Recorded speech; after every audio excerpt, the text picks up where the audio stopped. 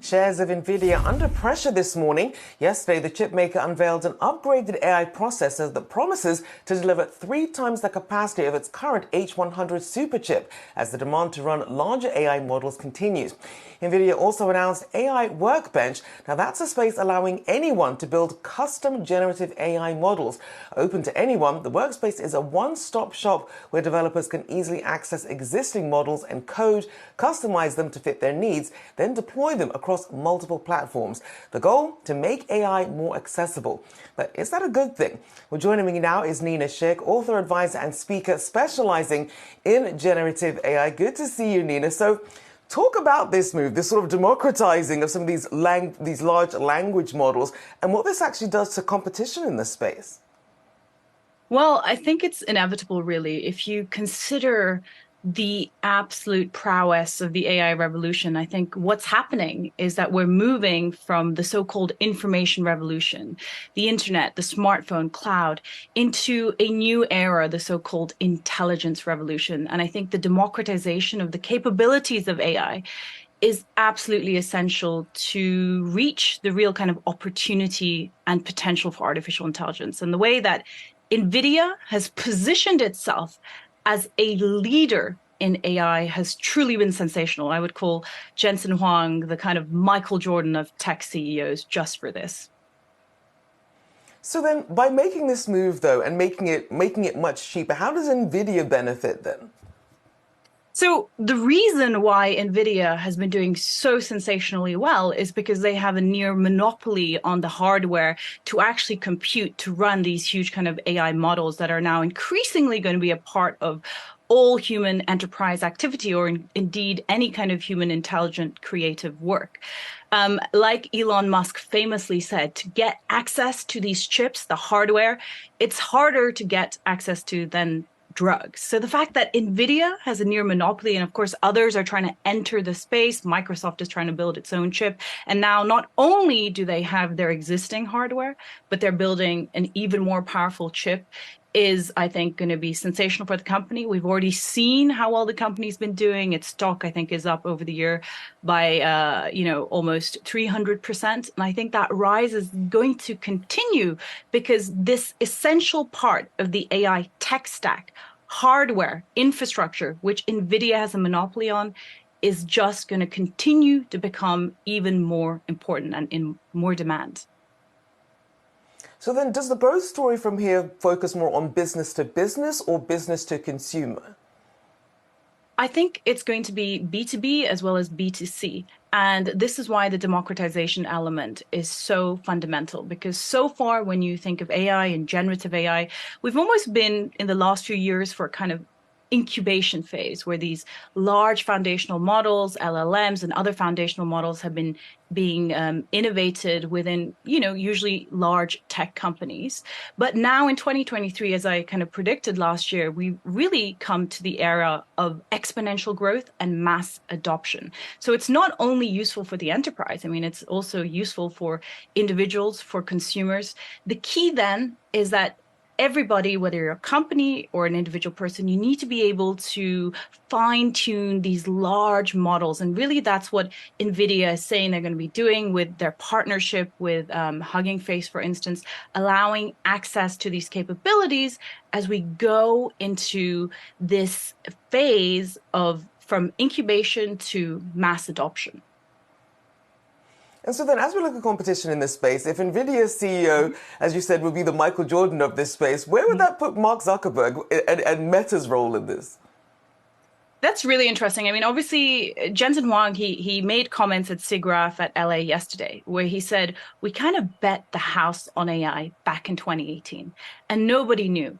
And that really proved to be fortuitous and innovative. Like I mentioned, the fact that Nvidia just has this monopoly over kind of the hardware of what's powering this AI revolution. And if you subscribe to the view, as I do, that we're only beginning when it comes to the real impact of the AI revolution, that this isn't just a passing fad, their dominance is going to continue to grow. All the other tech companies, however, some may be later than others to the party, but all of big tech has fundamentally reoriented towards AI, and Meta is one of those. Meta, was performing pretty badly last year, in part, I think, with this almost like forced top-down vision of the metaverse, which was Zuckerberg's big bet. But this year, it's strategically oriented towards AI and generative AI, and it has been making strides. Why?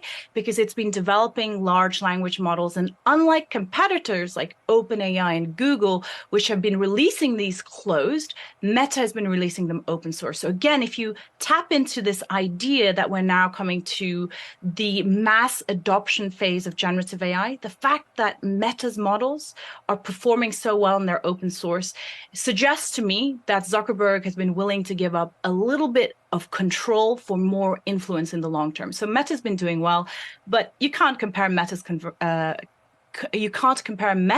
performance to Nvidia's. Nvidia's is obviously far, far superior.